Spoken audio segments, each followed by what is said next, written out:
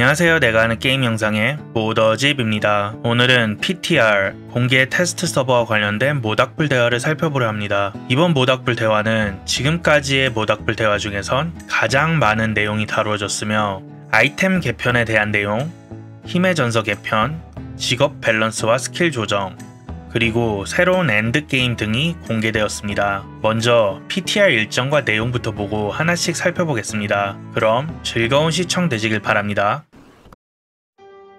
이번 PTR 공개 테스트 서버는 4월 2일에서 4월 9일까지 일주일간 진행됩니다. 그리고 PTR에서 얻은 피드백을 게임에 적용하는 시간을 벌기 위해 시즌4의 시작일이 한 달 정도 늦춰져 우리나라의 경우 5월 15일로 변경되었습니다. 이번 PTR은 PC로만 진행이 가능하며 차후엔 콘솔로도 확장할 예정이라고 합니다. PTR답게 캐릭터는 부스팅을 통해 100레벨로 생성이 가능하며 1억 골드와 중얼거리는 은화 또한 제공됩니다. 또한 재화는 필요할 경우 캐릭터를 계속 생성해서 늘릴 수 있으며 문양도 21레벨로 모두 사용이 가능하고 원소술사의 인챈트나 강령술사의 골렘 획득 등과 같은 직업별 능력도 해금된 상태로 시작하게 됩니다. 다만 캠페인과 명망 등의 경우는 본 서버의 진행 상태와 동일하게 설정된다고 합니다. 추가로 오늘 공개된 내용 중 힘의 전설을 포함하는 일부 기능은 안타깝게도 PTR에선 제외될 것이랍니다. 아이템이 상당한 변화를 맞이합니다. 이번 아이템 개편에는 3가지 목적이 있으며 아이템의 양보다 질을 늘려 쓸모없는 드랍을 줄이고 최종 아이템까지 여정을 부여해 지속적인 성장이 가능하도록 바뀌었으며 드랍으로 놀라움과 즐거움을 제공하는 것이 목적이라고 합니다. 이를 위해 베이스 아이템이 개편되고 힘의 전서 또한 개편되며 템퍼링이라는 새로운 각인, Greater Effects라는 시스템, 마스터워킹이라는 새로운 강화 방식이 생깁니다.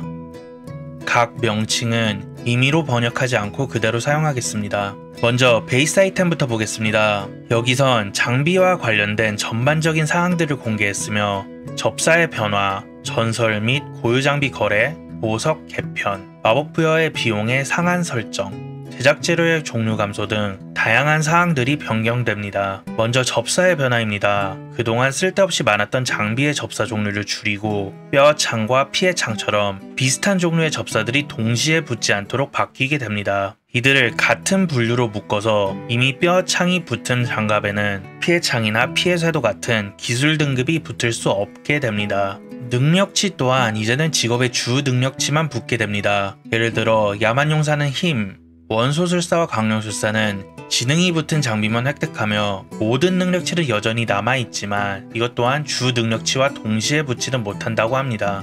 그리고 이제 장비의 접사 수가 줄어들고 대신 접사의 수치가 늘어나게 됩니다. 전설 장비의 경우 4줄에서 3줄로, 희귀 장비의 경우 4줄에서 2줄로 줄어들지만 대신 수치가 상당히 많이 증가합니다. 예시로 보여준 마법봉을 보면 지능의 범위가 38에서 50이었던 것이 이제는 70에서 84로 50% 이상 증가하며 취약 피해는 12.5에서 19.5%에서 30에서 40%로 100% 이상 증가한 것을 볼 수 있습니다. 접사의 수가 줄어들어 파밍의 난이도가 상당히 낮아질 것으로 보이며 희귀 장비의 경우 접사가 2줄밖에 붙지 않으니 이제 전설 장비만 챙기면 될 것 같습니다. 접사의 추가 변화도 있습니다. 야만용사에게 초당 분노 생성량이라는 옵션이 추가되고 공용으로는 타격 시 생명회복이나 투사체 추가 옵션 등이 새롭게 생긴다고 합니다. 더불어 기존엔 무기의 공격과 관련된 접사만 붙었었는데 앞으로는 자원 소모 감소나 추가 공격 속도가 붙을 수 있는 등 여러 변화가 이루어진다고 합니다. 이제 전설 장비와 고유 장비를 거래할 수 있게 됩니다. 하지만 여전히 희귀 고유의 경우는 거래가 되지 않으며 제작이 이루어진 장비들 또한 거래가 불가능합니다. 드랍과 관련해서도 변화가 있습니다. 이제는 세계 단계에 맞춰서 장비 등급이 정해져서 세계 단계 3에서는 신성 장비만 나오고 세계 단계 4에서는 이제 선조 장비만 획득되기 때문에 쓸데없는 드랍이 줄어들게 됩니다. 그리고 이제 세계 단계 1과 2부터 대부분의 고유 장비들이 드랍되며 희귀 고유 고유의 경우도 55레벨 몬스터부터 드랍이 되도록 변경됩니다. 일부 고유 장비는 세계단계 3부터 나오지만 전체적으로 게임의 초반부터 파밍의 기대감이 높아졌습니다. 이제 95레벨 이상의 몬스터들이 드랍하는 전설 장비는 확정적으로 925 위력이 되도록 변경됩니다. 또한 드랍률 자체 또한 굉장히 줄어들게 되지만 불필요한 드랍이 줄어든 만큼 파밍의 전체적인 난이도가 내려가며 장비의 감별에 드는 시간과 노력도 감소할 것으로 보입니다. 여기에 더해 마법 부여에 드는 골드에 상한이 생겨 더 이상 가격이 무한히 증가하지 않습니다. 이렇게 전체적으로 파밍 난이도를 낮춘 이유는 이전처럼 장비의 획득 자체가 끝이 아니고 새롭게 추가되는 템퍼링과 마스터 워킹의 베이스 아이템으로 장비들이 사용되기 때문으로 보입니다. 보석도 개편이 이루어집니다. 보석이 효과에 붙은 조건을 줄였으며 단계를 늘려서 최종적으로는 더 강력해집니다. 취약 대상 극대화 같은 조건부 효과가 단순하게 극대화 피해, 취약 피해로 변경되는 형태입니다. 다음은 재료와 관련된 내용입니다. 제작 재료의 종류가 대폭 감소합니다. 지역별로 따로 존재했던 쓸데없이 많았던 허브들을 하나로 합치거나 바렌혀와 같은 재료들을 없애 가짓수가 감소됩니다. 또한 앞으로는 잊혀진 영혼을 속삭임이나 정예몹 처치로도 획득이 가능해집니다. 이러한 장비들과 재료들의 드랍에는 대박이 터질 확률이 생깁니다. 정예몹들을 잡을 경우 낮은 확률로 대량의 보상을 주게 되며 이 경우 장비, 잊혀진 영혼 또는 기타 재료들이 대량으로 드랍됩니다. 다음은 힘의 전서입니다. 이제는 전설 장비를 분해할 경우 능력이 자동으로 추출되어 힘의 전서에 기록됩니다. 능력에는 등급이 존재하며 추출한 능력의 등급이 힘의 전서에 그대로 기록됩니다. 최대 등급은 세계단계 3부터 드랍 확률이 존재한다고 하며 장비에 있는 능력이 기록된 능력보다 높은 등급일 경우 당구장 표시가 장비에 나타나 쉽게 파악이 가능합니다. 그리고 이렇게 기록한 능력은 횟수에 제한 없이 계속 사용이 가능해 한 번만 획득하면 됩니다. 다음으로 템퍼링이라는 새로운 각인 방식을 살펴보겠습니다. 템퍼링은 장비에 새로운 접사를 달아주는 제작법이지만 기존의 접사와는 달리 투사체 추가 발사나 스킬의 효과 범위 증가 같이 스킬의 방식을 완전히 변화시켜주는 능력들도 있습니다. 템퍼링은 대장장이를 통해 진행하는데 매뉴얼이라는 제작법이 있어야 진행이 가능하며 매뉴얼은 모든 몬스터로부터 획득이 가능하고 문양과 마찬가지로 한 번 해금하면 계속 사용이 가능합니다. 매뉴얼에는 4개의 접사가 존재하는데 템퍼링을 진행할 경우 4개의 접사 중 1개가 랜덤하게 각인이 되는 방식입니다. 수치 또한 범위 내에서 랜덤하게 결정되기에 원하는 게 나오지 않을 수 있으며 그 경우 추가적인 템퍼링을 진행할 수 있습니다. 하지만 이러한 변경은 무한히 진행이 가능한 것이 아니라 장비마다 가능한 횟수가 따로 있으며 여기에 표시됩니다.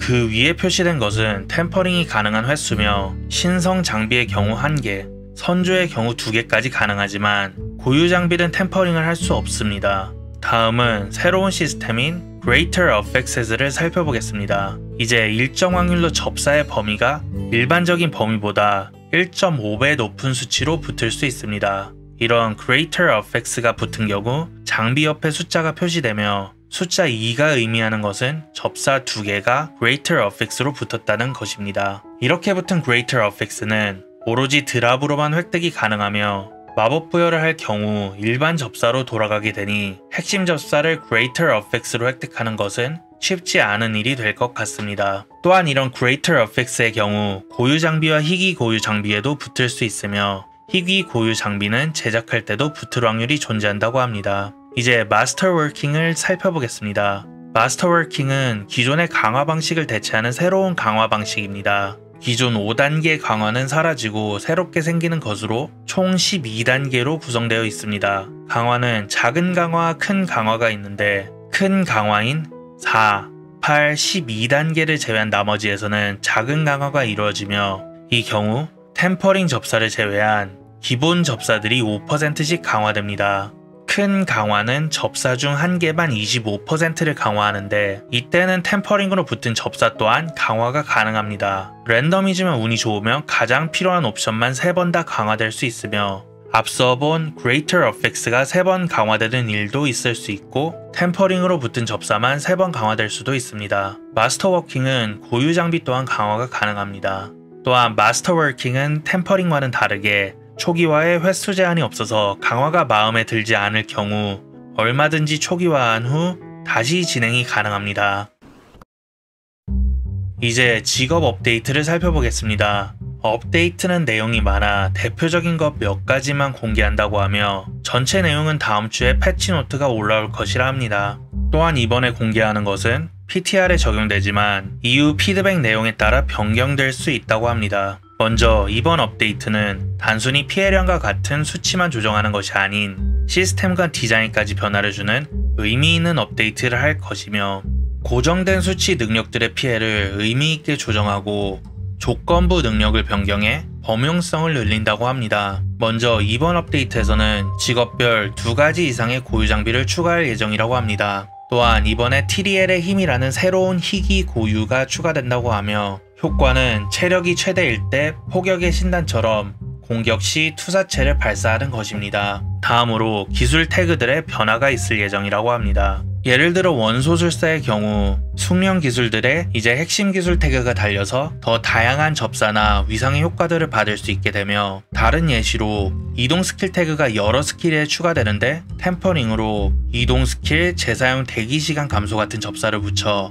해당 스킬들의 재사용 대기 시간에도 영향을 줄 수 있다고 합니다.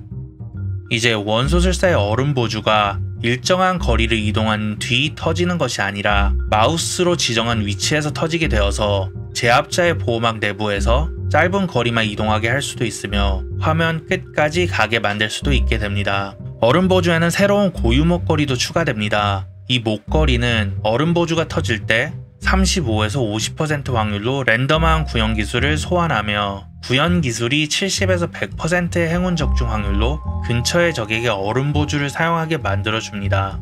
하지만 원소술사의 경우 일부 밸런스가 조정되는데, 먼저 신발의 공격 시 피하기의 재사용 대기시간 감소를 불안정한 전류로 발생하는 기술들이 이제는 트리거하지 못해서 무한 텔포가 막히게 됩니다.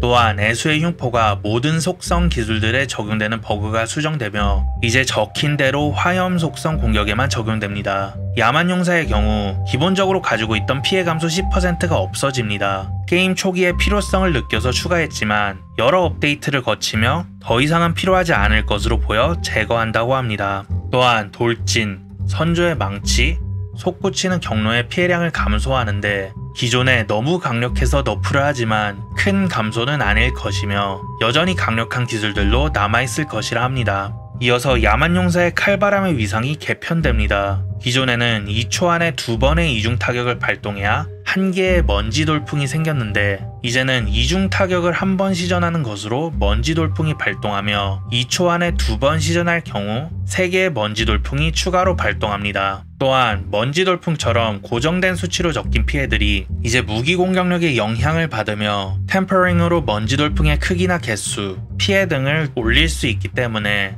이를 잘 활용하면 다양한 조합이 가능할 것이라 합니다. 드루이드의 경우 궁극기인 찢어발기기에 기존 2번째 업그레이드 효과가 첫 번째 업그레이드에 합쳐졌으며 2번째 업그레이드를 찍으면 이제 극대화로 적중 시 형상벼단 기술들의 피해가 10초간 4%씩 최대 40%까지 증가하는 새로운 능력으로 변경됩니다. 또한 드루이드의 늑대가 이제 본체의 능력을 100% 계승합니다. 도적의 경우 내면의 시야만 언급되었는데 기존 표적만 게이지를 채우던 것에서 이제 표적이 아닌 몹들도 게이지를 조금이지만 채우며 게이지가 최대일 때 기존 자원 무한 효과의 극대화 확률 25%가 추가됩니다. 마지막으로 강령술사의 경우 이제 하수인이 본체의 능력치를 100% 계승합니다. 망자의 서에서도 큰 변화가 있다는데 예시로 보여준 이미지에선 수학자의 기술이 이제 플레이어의 스킬 중 하나의 쿨타임을 3초씩 감소시켜주며 냉기의 골 마법학자의 경우 기존에는 빈결된 적 공격 시 취약을 걸었지만 이제는 조건 없이 바로 취약을 걸 수 있게 됩니다. 무쇠 골렘은 기술로 몹들을 모을 수 있는 능력이 추가되는데 시체 촉수와 유사하다는 것으로 보아 몹들을 모으는 범위가 작지는 않을 것으로 보이며 추가로 골렘의 기술 시전 시 골렘과 플레이어가 저지 불가가 된다고 합니다. 드디어 PTR과 시즌4에선 하수인을 메인으로 사용할 수 있을 것 같습니다. 이어서 밸런스와 관련해서 티볼트의 의지가 너프를 먹게 됩니다. 그동안 높은 피해 수치와 바지에 공격이 붙어있다는 장점으로 다른 장비에 비해 과도하게 강력한 모습을 보여서 피해 수치가 감소된다고 하며 추방된 군주의 영물 또한 피해가 감소된다고 합니다. 이제 고정된 수치의 피해를 가진 효과들이 무기 공격력에 영향을 받아서 이전보다는 더 높은 피해를 주게 됩니다. 또한 다양한 전설과 고유 능력들을 변경했다고 하며 먼저 푸른 서슬과 같이 특정한 조건이 있는 능력들은 조건을 삭제하거나 완화했다고 합니다. 푸른 서술들의 경우 핵심 기술만 효과를 받았지만 이제는 모든 기술들이 효과를 받을 수 있으며 야만 용사 이외의 직업도 사용이 가능해졌습니다. 다음으로 도적의 기회주의자의 위상의 경우 기존 은폐 상태가 해제될 경우에만 발동하던 능력이 이제는 은폐 상태가 될 때도 발동하게 됩니다. 엔드게임 살펴보겠습니다. 먼저 지옥 물결입니다. 지옥 물결이 이제 세계 단계 1과 2에서도 나타나서 이른 시점부터 여러 재료 파밍이 가능해질 것으로 보입니다. 또한 지옥 물결의 몹수가 증가하고 위협 게이지라는 것이 추가되는데 지옥 물결에서 하는 모든 행동은 이 게이지를 계속 채우며 게이지가 증가할수록 플레이어는 몹들의 주의를 더 많이 끌게 되며 결과적으로 몹들의 습격을 자주 받게 됩니다. 또한 이 위협 게이지를 모두 채울 경우 위협이 다시 낮아지는 동안 플레이어 주변에 몹 웨이브가 계속 소환되며 최종적으로 헬본이라는 시즌2의 피해 추적자와 비슷한 형태의 적이 소환된다고 합니다. 이러한 업데이트가 얼마나 만족스러울지는 PTR에서 직접 경험해 봐야겠지만 새롭게 추가되는 야외 이벤트 보스 블러드메이든의 소환 재료도 드랍된다고 하며 여러 작은 이벤트들도 추가된다고 하니 적어도 지금처럼 사냥보단 이동에 신경을 더 쓰게 되는 지옥 물결에서는 벗어날 것으로 기대해 봅니다. 다음으로 보스 관련입니다. 이제 보물 고블린, 이벤트 보상 등으로 랜덤한 보스 소환 재료를 획득할 수 있게 됩니다. 정예 몬스터 또한 낮은 확률로 보스 재료를 드랍합니다. 그리고 신규 보스인 안다리엘이 추가됩니다. 안다리엘의 소환 재료는 얼음 속의 야수와 군주 지르를 잡아서 획득이 가능하며 듀리엘과 드랍 테이블이 동일하다고 합니다. 마지막으로 새로운 엔드게임 컨텐츠가 추가됩니다.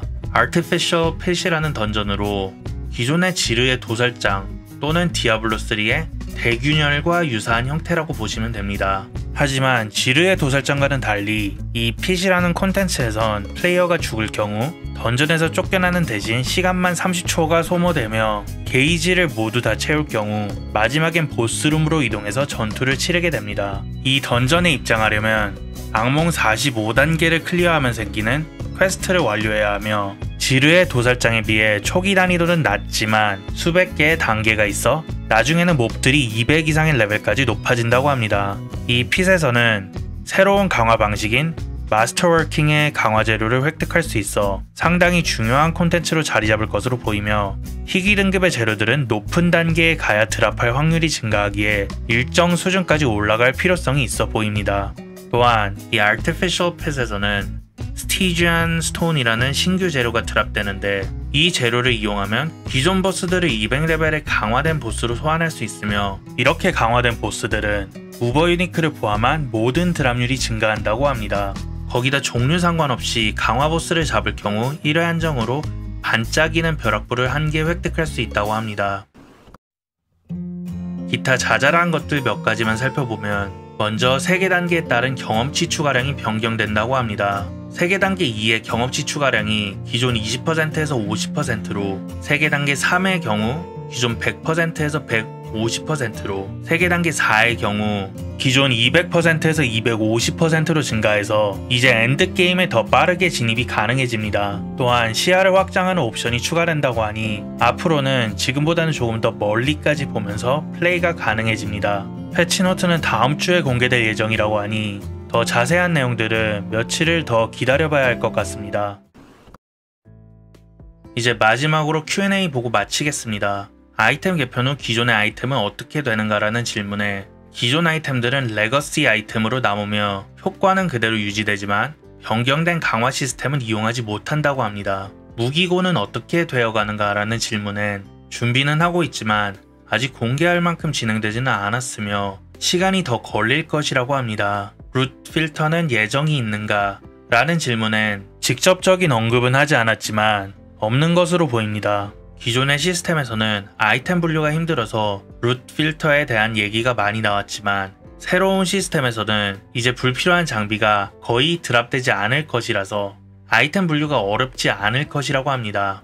더 높은 난이도의 핏을 진행하면 더 좋은 장비가 떨어지는가? 라는 질문은 핏 단계가 높을수록 전설 장비가 더 많이 떨어진다. 이제 전설 장비가 희귀 장비보다 접사를 더 많이 보유하기 때문에 전설 장비 드랍률이 올라가면 원하는 장비를 획득할 확률도 올라갈 것이다 라고 답변했습니다. 핏에서 파티 플레이가 가능한가? 라는 질문엔 가능하다고 답변했습니다. PVP 관련 소식이 있는가? 라는 질문엔 이번에 PVP 관련 업데이트는 없지만 아이템과 밸런스, 스킬 등이 개편되기에 PVP에도 영향은 있을 것이다 라고 했습니다.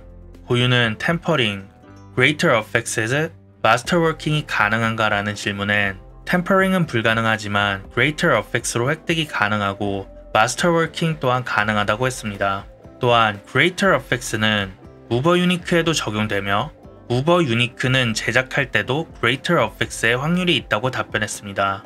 이번 내용은 여기까지입니다. 이상으로 오늘 영상 마칩니다. 시청해주셔서 감사합니다.